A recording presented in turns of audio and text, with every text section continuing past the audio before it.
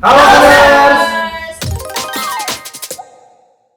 Oke, jadi kita akan ngebahas topik selanjutnya yang gak kalah relatable seperti yang udah dijanjikan di minggu kemarin. Jadi kita akan ngebahas apa sih yang terlintas di pikiran kalian kalau ditanya tentang sekolah itu apa sih buat kalian? Siapa dulu nih? Gue atau lu? Bos? Oke, dari gue ya. Jujur tanpa dibuat-buat bagi gue masa-masa SMA, SMK gitu agak menyedihkan sih karena di situ gue bener-bener belajar tentang lingkungan toksik dalam pertemanan, juga gimana caranya gue ngelewatin masa-masa toksik itu sih. Kalian tahu kenapa gue bisa sebut kayak gitu? Kenapa? Gue tahu Apa? pasti nggak jauh-jauh tuh dari kalau nggak temen yang bikin sakit hati, kalau nggak ya guru bikin sakit hati. Betul. Kalau kemarin kita bahas tentang guru, kita mau bahas tentang temen guys. Jadi gini, gue pernah dibully, tapi bully itu nggak hanya verbal atau non verbal. Jadi gue pernah dibully kayak gue dimusuhin satu kelas. Waduh. Pernah. Jadi ada satu orang yang menonjol, satu cewek yang menonjol. Dulu kita teman satu SMP juga. Tapi entah kenapa antara dia yang melihat gue sebagai saingan dia yang kayak dia lama-lama gak seneng sama gue atau sirik atau apa. Jadi dia tuh ngehasut semua perempuan yang ada di kelas itu untuk musuhin gue. Dan itu kesiksa banget karena dulu gue mikir lu kan temen gue, kita temenan udah lama, tapi kenapa lu giniin gue gitu. Jujur sampai sekarang kalau gue nginget-nginget itu masih jadi luka banget sih. Kenapa? Itu sebabnya karena kalau untuk terlalu nyeritain masa SMA gue tuh kayak kurang asik deh, kayak gue malah skip deh gitu. Masa sekolah gue kayak gitu, gue ngerasain banget yang namanya dibully. Jadi ada pernah gue dilabraknya tuh nggak main tangan atau apa, nggak udah nggak kayak zaman dulu gitu. Tapi gue tuh yang lebih ke, lu kenapa ngomong kayak gini? Gue dilabrak 3 orang pada saat itu di satu kamar. Jadi gue bukan diundang kayak lu sini lo gitu. Gue di kamar orang itu yang ngebully gue, terus gue dikeroyok 3 orang, gue ditontonin, gue udah yang kayak gue mau nangis juga. Gue punya pride ya, kayak anjir gue masa nangis kayak gitu. Terus akhirnya gue inget banget, gue pulang dari situ, gue yang kayak nangis ke bokap gue bilang, "Pak, please mau pindah sekolah, masukin gue ke asrama aja," kayak gitu. Jadi tuh sampai bapak gue kaget, bapak gue sakit hati gitu. Terus pernah belum lama ini lagi cerita-cerita masalah sekolah, bapak gue bilang, "Lu tuh jarang cerita kalau masalah sekolah, dulu tuh gimana sih?" gitu. Dan gue bilang, "Iya, dulu gue sakit hati banget ngeliat anak gue pulang-pulang nangis. Gue pengen gue samperin gitu, tapi gue nggak mau ikut campur juga urusan anak gue, takutnya anak gue makin giniin apa." Aduh, bapak gue bilang gitu. Terus kata bapak gue, karena gue dulu sekolah nggak pernah ngejahatin teman gue, nggak pernah ngebully orang. Kalau misalkan dulu gue ngerasa gue pernah ngebully orang, mungkin gue bakal kayak, wah ini kayaknya karma gue deh. Tapi gue gak terima karena bokap gue ngerasa dulu dia nge-treat temennya tuh dengan baik kayak gitu. Terus gue bilang gak apa-apa, justru karena SMA gue udah ngerasain kayak gitu, jadi ketika gue masuk ke dunia pertemanan yang lebih luas dan lebih menyeramkan di dunia kuliah, gue jadi kayak udah prepare. Gue udah dengan segala tameng yang gue buat di SMA gitu guys. Tapi gak apa-apa. Gue udah punya teman yang bener-bener real. Ya itu emang cerita yang gak akan pernah hilang, gak pernah berhenti untuk terus ada di otak gue kayak gitu sih. Kalau lu dong. Doakan di hati banget ya. Lu jujur ya. Gak apa-apa sih, gue udah ikhlas walaupun kayak sekarang lost contact dan dia nggak pernah ngucapin juga kayak maaf atau apa. Kayak emang the real dia itu dengan sengaja, dengan secara sadar ngelukain gue. Tapi it's okay. Gitu, beda banget topiknya dengan kemarin. Jadi buat pesan gue buat teman-teman yang lagi dibully atau apa kayak gitu, kayak kalau kalian ngerasa kalian nggak salah, itu urusannya berarti mereka kenapa mereka ngelakuin itu ke kalian, entah itu mereka sirik atau apa. Kalau ngerasa nggak salah, ya udah biarin aja guys, itu problemnya di mereka. Jangan lu jadiin overthinking, jangan lu jadiin jadi aduh gue salahnya di mana, insecure atau apa. Enggak, salahnya bukan di kalian tapi di orang lain gitu guys. Itu kalian Kalau ngomongin dulu ya, menurut gue cerita lu sih ada sedikit yang bisa gue relate dengan pengalaman gue yang sebelumnya gitu. Jadi singkat cerita, gue pernah di satu kondisi, nah di mana gue ini nih baru berkenalan sama beberapa orang gitu kan, temen lah, kita anggapnya temen ya, gue anggapnya temen gitu. Gue baru berkenalan sama teman-teman ini dan mereka juga ini saling gak kenal, jadi benar-benar semua itu baru kenal gitu kan. Terus, nah singkat cerita, kami nih kayak bekerja kelompok gitu. Nah, jadi kami kayak punya project, bekerja kelompok gitu. Nah, di posisi ini awalnya gue tuh nggak ngerasa kalau gue dibully gitu. Jadi kayak awalnya tuh gue kayak seneng-seneng aja, kayak wih seru nih kerja kelompok segala macam. Tapi di satu sisi ada yang beda nih, kayak gue pertama pas kerja kelompok ini gue kayak ada satu orang ini, dia kayak selalu ngajak gue kerjain berdua gitu. Jadi pembagiannya dua-dua, tiap tugas nih dua-dua orang. Misalnya ada 5 poin, nah 1 poin itu 2 orang. Nah 1 orang ini tuh selalu ngajak gue. Nah awalnya gue gak nyadar kayak ini orang tuh sebenarnya cuma manfaatin gue. Nah, suatu ketika udah lewat nih berapa tugas, berapa project, gue mulai nyadar nih setiap project dia tuh selalu ngajak gue, dan setiap ngerjain, misalnya nih gue ngerjain sebagian jawaban ketiga, nah pas di bagian dia selalu bilang kayak lu ngerti gak sih ini, terus gue jelasin panjang kali lebar, terus tiba-tiba dia langsung nih, nah dia langsung kayak oh yaudah nih coba deh lu yang ini, gue takut salah. Nah kejadian itu nggak sekali 2 kali, kalau sekali ya kita maklumin lah, kita kayak oh mungkin dia emang aneh. Tapi kok setiap pertemuan nih begitu deh. Nah singkat cerita udah, gue mulai buat nggak bareng dia nih. Setiap ada project gue mulai nggak bareng dia. Nah, tapi nih suatu ketika mungkin dia juga tahu kali ya kalau gue tuh menyadari gitu kan, dan dia nih mulai kayak membenci gue, menjauhi gue. Nah terus di suatu ketika dia tuh kayak nyindir gue, dia kayak nyindir. Nah dia mulai nyindir gue tuh kayak hal-hal yang sebenarnya nggak ada hubungannya sama project gitu. Kayak bagi gue ini salah satu pembulian ya, tapi pembulian dari mulut gitu kan. Kayak karena di sini posisinya gue udah diusik dan gue juga merasa tersakiti gitu kan. Kayak gue cerita A, cerita B, tapi yang gue ceritakan itu malah dibuat bahan sindiran dia. Jadi kayak misalnya contoh kayak dia mah project gitu aja bilangnya susah gitu. Terus kayak misalnya kayak gue pernah deket sama cewek, terus dia bilang dia mah cuma deket doang sama itu cewek, kagak pernah jadian segala macam. Nah kayak gitu contohnya ya guys. Nah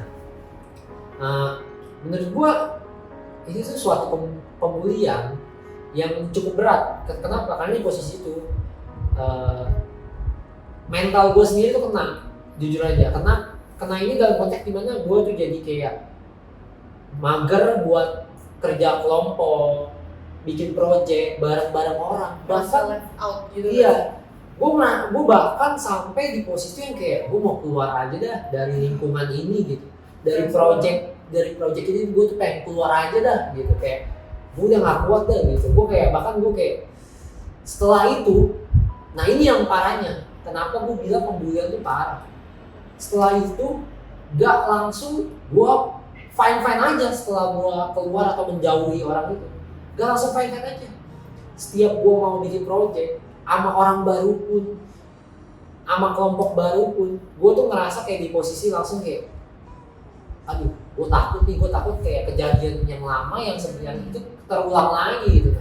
Di sini kan berarti mentalnya udah kena ya. Maksudnya dia jadi netting gitu kan. Kita membayangkan takut kejadian yang di masa lampau terjadi lagi, padahal belum tentu kan, benar kan? Iya. Nah di sini kenapa gue bilang kayak gue nih udah ngerasa dibully dan gue tuh udah kena gitu oleh bulian si oknum ini gitu kita anggap. Dan ya itu berimbasnya sangat-sangat besar. Dan ini sesuatu hal yang menurut gua nggak boleh diterusin sih. Kalau misalnya nonton ini dan lu pernah melakukan atau lu salah satu korbannya, bagi gue ya kalau lihat pelakunya ya stop, kalau bisa bercanda secukupnya, atau misalnya kalau lu nggak suka sama orangnya ngomong langsung, atau enggak ya lu langsung live out aja gitu, dibanding lu nyindir-nyindir atau lu bully-bully gitu, karena itu nggak baik juga buat mental orang gitu. Dan kalau misalnya lu yang dibully, ya saran gue lu harus kuat-kuat, dan misalnya kalau itu toxic, mending cabut aja, cabut langsung, nggak usah pakai babi gue itu, cabut aja, itu aja sih. Nah gitu, parah kan? Parah kan. Nah, Kayak gue bukannya sosok ngomong mental health atau gimana ya, tapi posisi ketika kita dalam lingkungan, kalau misalkan kayak lu merasa tertekan, mental lu jadi kayak gak nyaman, itu gak sehat buat otak lu, overthinking, netting, karena berimbasnya nanti lu jadi takut ketemu orang baru, lu jadi takut untuk berkawan, padahal gak semuanya orang punya intensi yang jelek, gak semua orang tuh kayak punya niat jahat, tapi memang akan ada selalu orang jahat yang kayak gitu ya, pernah kayak ngebully gue, ngebully dia, akan selalu ada orang yang kayak gitu, tapi ada juga orang yang nggak ngelakuin itu gitu. Jadi jangan stop kasih kesempatan diri lu untuk menemukan teman yang lebih baik, lebih bagus, lebih baru, kayak gitu sih guys. Betul. nah Sharing lu sangat relatable tuh. dari gua Vanessa udah nih, coba Iya. kita Alvin, pernah nggak sih? Coba. Gitu. Kebetulan gue pernah jadi dua-duanya ya. Yang dibully sama yang dibully. Aduh. Oke. Sebenarnya sih kalau dibulinya sih ya zaman-zaman SD ya, namanya anak kecil. Itu tuh dulu tuh kayak paling dikatain kayak wah ada orang gendut gitu. Oh Iya. ya. Sebenarnya sih biasa aja ya. Kalau sekali dua kali kayak ya udah nggak apa gitu. Cuek ya. Nah, cuma itu berlangsung 3 minggu, tiap hari tuh kalau ketemu orang dikatain terus. Waduh. Annoying kan. Sampai berikutnya gue kesel, gue seret, gue pukulin. Tapi benar, gue pukulin, terus dipanggil sama kepala sekolah. Karena itu zaman SD, belum ada guru BK. Terus kayak orang tua kita sama dipanggil, ya bisa dibilang kayak mediasi. Ya. Mediasi tapi antara orang tua aja. Kalau antara kita sih enggak ya. Besoknya dia berlangsung gitu, ya masih selalu balas-balasan. Jadi pukul-pukulan itu sering banget. Berarti nggak kelar sekali dong. Enggak kelar sekali. Berarti udah setelah pukul-pukulan masih Masih ada, karena cari masalah lagi. Waduh. Nah, Ini emang anaknya batu berarti. Tapi kayaknya harusnya sih nggak dibalas pakai pukulan juga ya. Sebenarnya. Iya. Yang Tapi baik. balik lagi, saat itu lu merasa tertekan dan lu nggak terima. Nah, Iya, karena sampai kan? gue di fase kayak, udah lah gue malas sekolah. Wah, iya. Iya, wah itu Kayak, wah apakah dengan Gila. gue kayak gini? Memang gemuk itu bukan berarti sehat ya. Cuma apakah dengan badan kayak gini gue harus kayak dipandang sebelah mata oleh masyarakat? Oh, Kan mikir gitu. iya. harusnya enggak. Iya.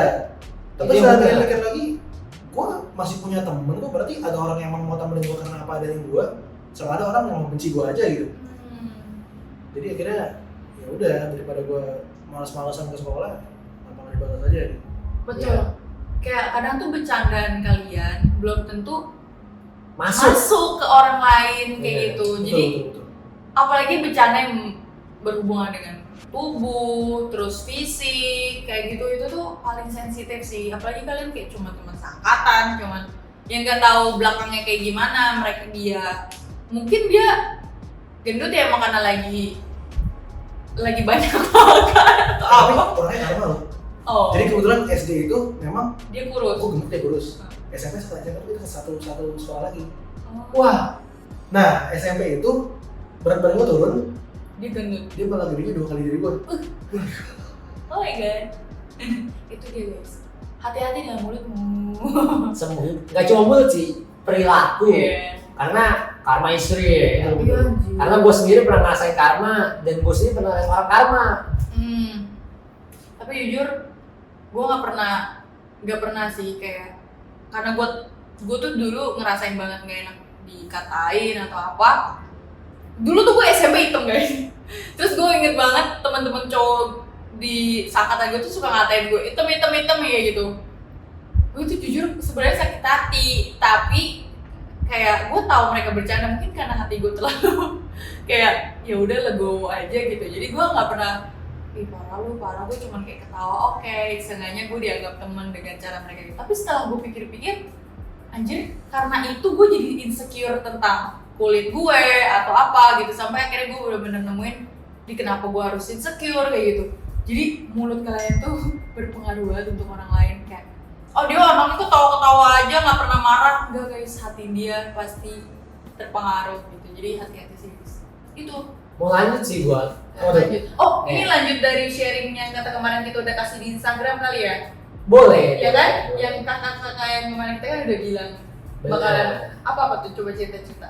Sharing dari Summers. Nah, jadi sharing apa gue baca dari salah satu cerita Sobat Sunners ini. Jadi dia memberikan sedikit ceritanya bahwa dia ini seseorang tuh yang nggak bisa dibilang sederhana. Jadi dia sekolah di sekolah swasta dan sekolah swastanya ini mungkin isinya adalah orang-orang tuh yang bisa dibilang tuh uangnya cukup banyak gitu, ngerti ya? Yang levelnya mungkin lebih tinggi dari dia gitu kan, kayak orang-orang kaya gitu. Sedangkan dia ini orang yang bisa dibilang sederhana. Ketika dia sekolah, nah, ini yang gua tahu sih dia SMA ya ceritanya. Nah, jadi maksudnya cerita ini terjadi pas SMA. Nah, ini terjadi tuh karena dia datang nih sekolah, dia datang kucuk-kucuk, datang ke sekolah gitu kan. Nah di sekolah yang baru ini, di SMA baru ini di SMA swasta ini, dia tuh merasa dia tuh dibully karena dia beda kasta gitu. Jadi di sekolah ini tuh bisa dibilang rata-rata anaknya pakai mobil. Terus kalau mereka udah kelar sekolah biasanya tuh mereka lanjut ke mall. Terus kayak nongkrong gitu di mall, terus di coffee shop gitu segala macam. Nah, kenapa bullying ini terjadi? Nah, pembulian ini terjadi. Nah, Sobat Sunners ini cerita, kenapa dia tuh selalu nggak bisa ikut. Nah, dia nggak pernah bisa ikut.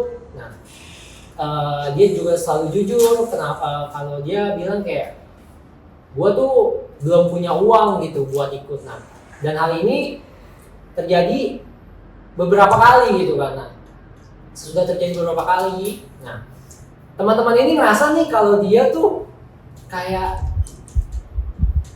kok lu gak punya duit banget sih men gitu kan. Nah dari situlah dia mulai dijauhi, dia juga mulai dibilang kayak percuma lah ngajak dia, nggak ada duitnya, orang susah.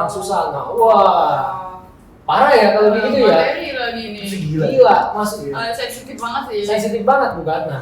Nah dari sinilah dia cerita kayak setiap hari itu dia kayak ngerasa dipojokin, kayak nggak pernah diajak lagi. Terus juga keluar tadi seperti kata-kata kayak ya dia mau orang susah gitu. Wah itu balik lagi ucapan yang pedes kayak gitu bikin sakit hati ya. Bener banget, itu bisa ngeganggu jiwa seseorang sih. Kayak misalnya dia juga cerita kan kayak gue stres banget gitu setelah kejadian itu. Gue juga menutup diri sampai kayak gue kayak nggak pantas gitu berteman sama mereka gitu. Bahkan dia sampai mukul rata itu ke satu angkatan. Gila gak?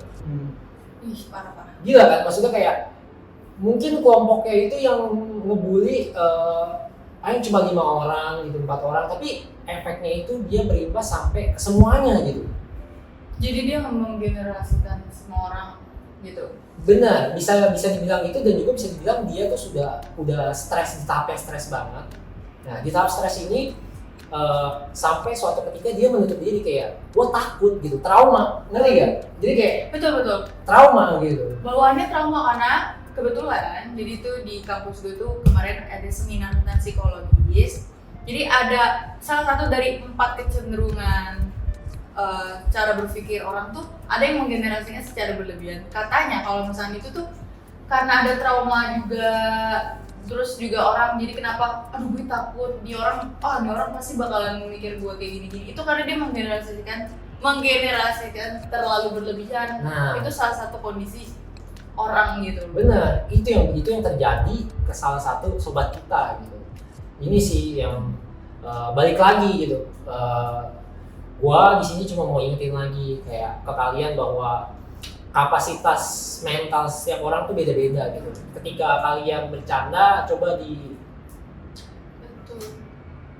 olah lagi gitu. Apakah bercanda kalian masuk oleh orang yang kalian bercandain gitu? Karena ya jujur aja ketika orang yang kita bercandain nggak masuk kan bisa dia baper atau bisa juga dia bawa perasaan kan kayak sampai overthinking, stres kayak yang terjadi di antara cerita-cerita kita bertiga ini gitu. Dan jangan pernah bilang, lu mah baperan, lu mah itu. Karena semakin orang kesini-sini tuh kalau gue perhatiin ya, semenjak ada kata baper, orang jadi nggak mau minta maaf karena udah nyakitin perasaan orang lain. Jadi itu nggak boleh. Kalau emang orang lain udah tersakiti dengan ucapan kalian, berarti kalian salah dan harus minta maaf. Kayak gitu, Saners. Betul, makasih banget buat Saners yang udah sharing ceritanya ke kita. Dari Alvin ada lagi nggak? Udah cukup aja. Oke. So, kita bakal ketemu lagi di minggu depan, di hari Senin. Dan untuk topiknya itu akan kita share lagi nanti lewat Instagram kita. Don't go anywhere, jangan pernah berhenti untuk sharing cerita-cerita kalian ya guys. Bye!